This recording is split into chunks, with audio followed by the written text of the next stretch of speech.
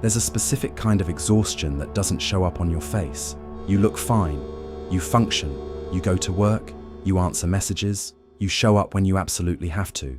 But inside, there's almost nothing left.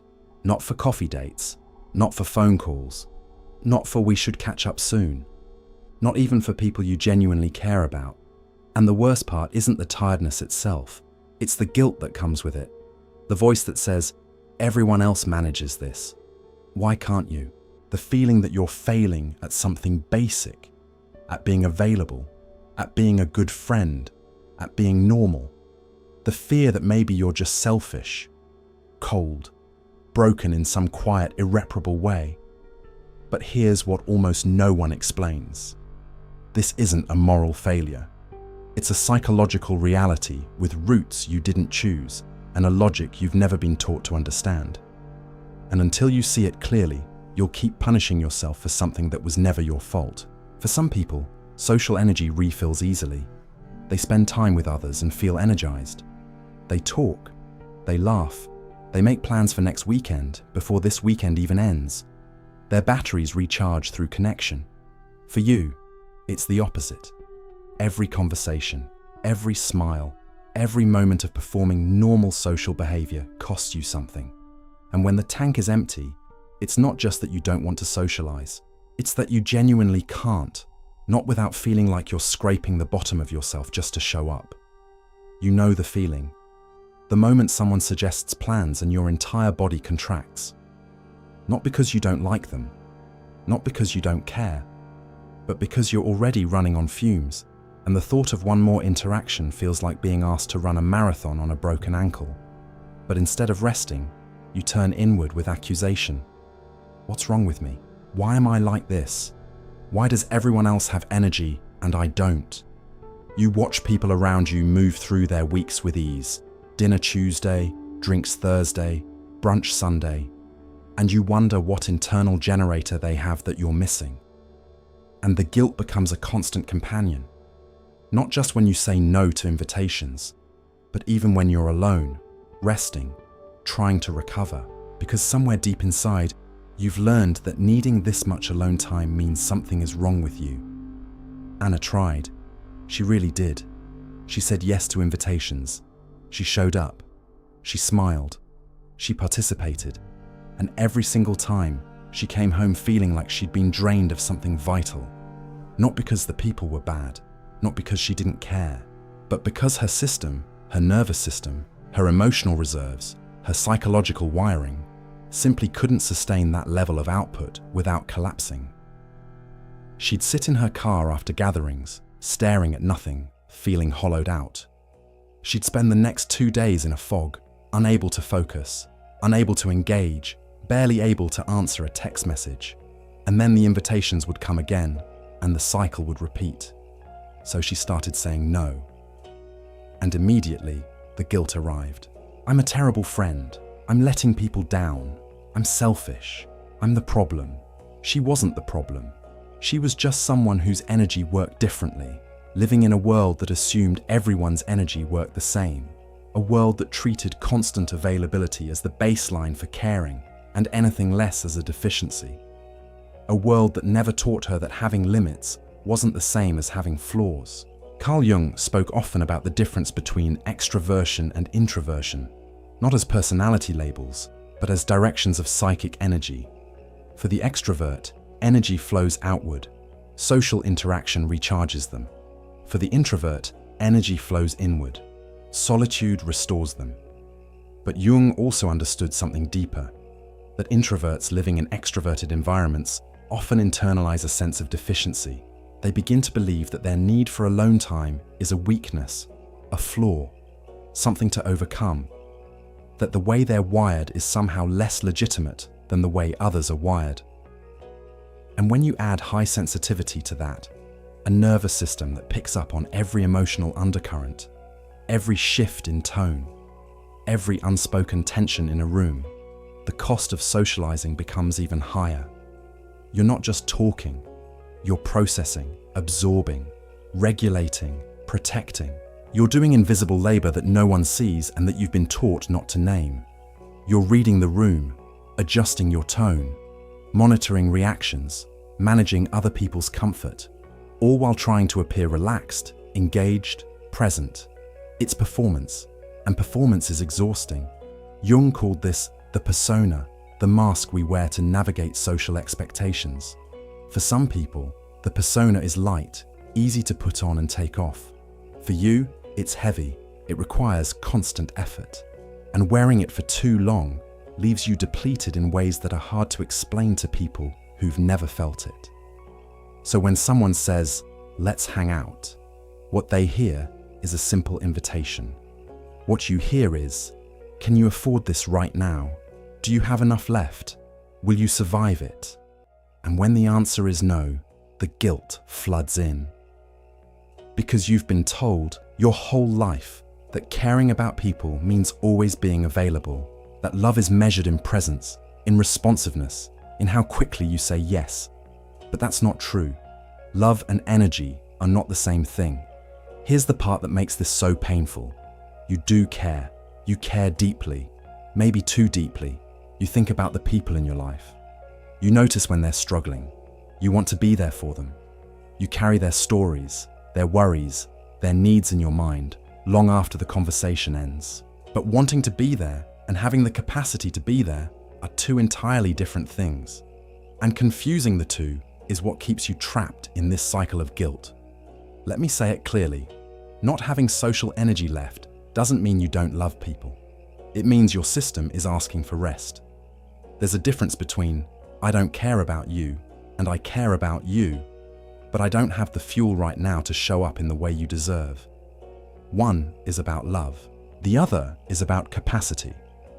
And you've been punishing yourself for a capacity issue as if it were a love issue. You've been treating your limits as moral failures instead of what they actually are: biological and psychological realities. Your nervous system has thresholds. Your emotional bandwidth has edges. Your energy has a finite daily supply. None of that is weakness. It's just how you're built. And here's what makes it even more confusing. Your limits aren't always the same. Some days you have more capacity. Some days you have almost none. It depends on how much you've already given, how much stress you're carrying, how safe you feel, how overstimulated your system already is, so you can't even predict yourself reliably. And that unpredictability adds another layer of guilt, because you feel like you're constantly letting people down in ways you can't control. I used to think I was the only one who felt this way, that everyone else had some internal generator I was missing. I'd watch people move through their weeks, dinner Tuesday, drinks Thursday, brunch Sunday, and wonder how they did it. I tried to keep up. I really did. I said yes even when I wanted to say no. I showed up even when I was already empty. And afterward, I'd sit in my car or my room, feeling like I'd just run a marathon no one else even noticed. The guilt was constant. Why can't I just be normal? Why does this feel so hard for me? It took me years to understand. I wasn't broken. I was just wired differently. My nervous system needed more recovery time. My emotional bandwidth was narrower. My threshold for stimulation was lower. And none of that made me less capable of love. It just meant I had to stop pretending I could operate the same way extroverts do. I had to stop measuring myself against people whose internal systems functioned on completely different fuel. I had to stop treating my need for rest as something to apologize for. Here's where the guilt often begins. In childhood. Maybe you were the kid who needed more alone time than your siblings, who came home from school completely drained and just wanted to disappear into your room, who didn't understand why everyone else seemed to thrive on constant interaction while you felt like you were drowning in it. And maybe you heard things like, "Why are you always in your room? You need to be more social. What's wrong with you? Why can't you just have fun like everyone else?" Those messages didn't just pass through you. They lodged themselves deep. They became the lens through which you interpreted your own needs. They taught you that needing space meant something was wrong with you. Or maybe it happened later. Maybe you had friendships or relationships where your need for alone time was treated as rejection, where saying, "I need a night to myself," was met with hurt confusion, or anger. Where you learned that protecting your energy meant hurting people you cared about. And so you started overriding your own signals. You started saying yes when everything in you was screaming no. You started showing up even when you had nothing left to give, because the guilt of disappointing others felt more bearable than the guilt of honoring yourself. Because somewhere along the way, you learned that your needs were less important than other people's comfort. That being good meant being available, even at your own expense. Schopenhauer believed that most human suffering comes from living according to someone else's will instead of your own. He saw society as a place of constant demand, a place that asks you to perform, to conform, to keep up. And he argued that true peace comes only when you stop trying to meet those demands and start honoring your own nature. For you, that means this: stop apologizing for having limits. Stop treating your need for rest as a character flaw. Stop measuring yourself against people whose energy systems work completely differently than yours. Your guilt isn't proof that you're doing something wrong. It's proof that you've internalized a standard that was never designed for someone like you. A standard that assumes everyone has the same capacity, the same thresholds, the same recovery time. But they don't. And pretending they do only keeps you trapped in shame. Schopenhauer also understood that solitude wasn't loneliness, it was clarity. That the person who could be alone without collapsing into despair had access to something most people never found: themselves. And that this wasn't weakness. It was a kind of strength that the world rarely recognized. Here's what the guilt cycle looks like in practice. Someone texts you. They want to meet up. You're already exhausted. You know that saying yes will cost you days of recovery, but you also know that saying no will make you feel selfish. So, you hesitate. You overthink. You craft a response that sounds warm but non-committal. Maybe you say yes and regret it immediately. Maybe you say no and spend the next 3 days convinced you're a bad person. Either way, you lose, because the framework you're operating in doesn't allow for your reality. Or maybe you do go, you push through, you show up, you smile, you engage as best you can. And on the surface, it looks fine, it looks normal, but inside, you're counting the minutes. You're rationing your energy like it's oxygen in a sealed room. You're performing presence while feeling completely absent. And when you finally get home, you collapse. Not just physically tired, emotionally, mentally, spiritually depleted. And the guilt comes again. Why can't I just enjoy this like everyone else? What's wrong with me? Nothing is wrong with you. You're just someone who processes the world differently, who feels more deeply, who needs more time to recover from what others barely notice. But here's the truth. You're not obligated to have energy you don't have. You're not required to give more than your system can sustain. And protecting your energy isn't the same as rejecting people. It's self-preservation, it's boundaries, it's honoring the limits of your own nervous system so that the energy you do have can be used with presence, authenticity, and care.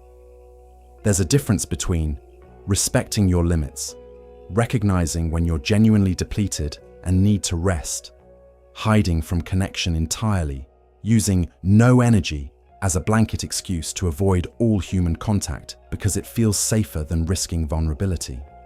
The first is healthy. The second is fear dressed up as self-care.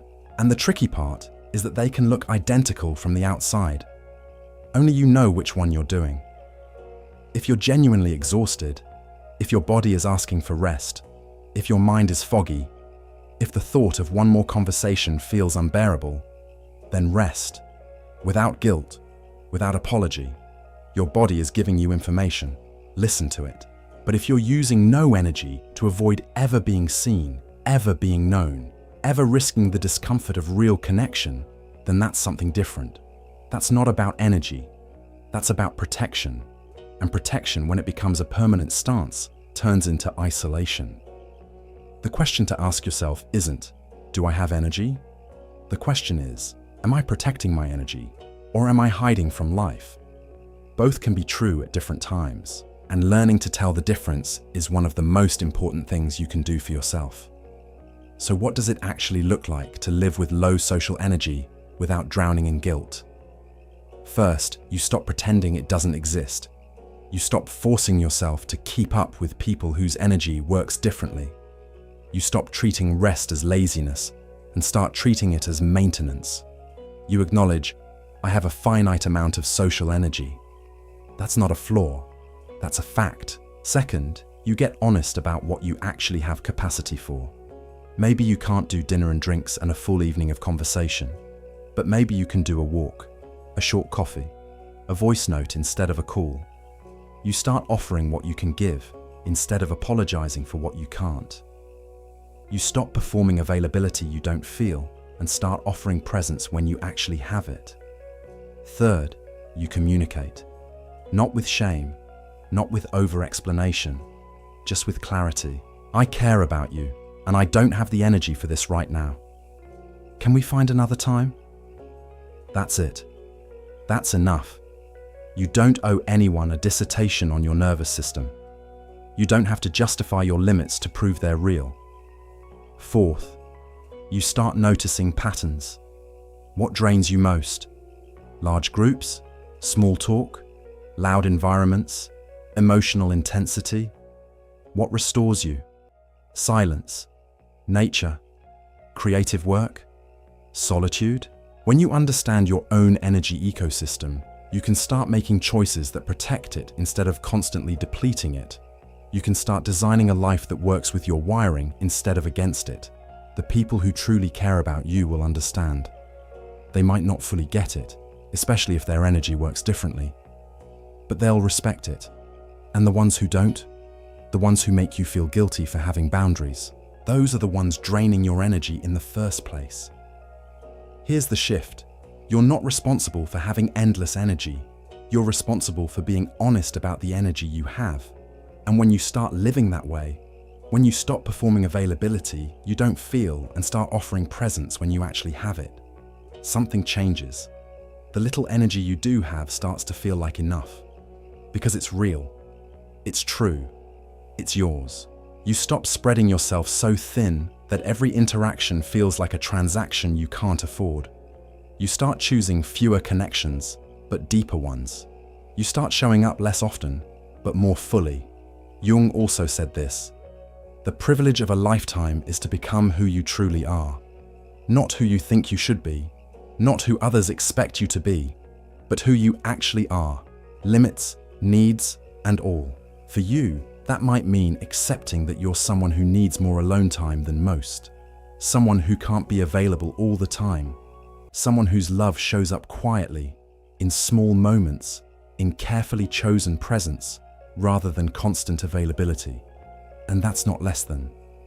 It's just different. It's a different way of caring, a different way of connecting, a different way of being in the world. And it's just as valid as any other, maybe even more honest. Because you're not performing connection, you're offering it in the small, real ways you actually can. If you've spent years feeling guilty for not having social energy left, I want you to hear this. You're not broken. You're not cold. You're not failing at being human. You're someone with a sensitive system, living in a world that celebrates constant output. You're someone who feels deeply, processes intensely, and needs more time to recover than the people around you seem to. And instead of honoring that, you've been punishing yourself for it. But you don't have to anymore. You can start treating your energy as something finite and precious. You can start saying no without shame. You can start resting without guilt. And when you do, you'll find that the energy you have left, the small, quiet, carefully preserved energy, becomes something beautiful. Because it's no longer stretched thin, trying to meet impossible standards. It's focused, intentional, true. You stop showing up everywhere and start showing up where it matters. You stop saying yes to everything and start saying yes to what you can actually sustain. You stop performing connection and start offering it in the small, real ways you actually can. And that's not failure, that's wisdom. This is one kind of guilt, the guilt of having no social energy left. But there's another layer beneath it, one that's even harder to name. The fear that if you stop forcing yourself to show up, you'll disappear entirely from people's lives. That maybe the only reason anyone stays is because you keep saying yes, even when it costs you everything. And if you've ever felt that, the fear that rest equals abandonment, that's a different kind of story, one that unfolds in the next quiet conversation. Alone Together, a quiet corner of the internet for people who choose solitude over half-hearted connections.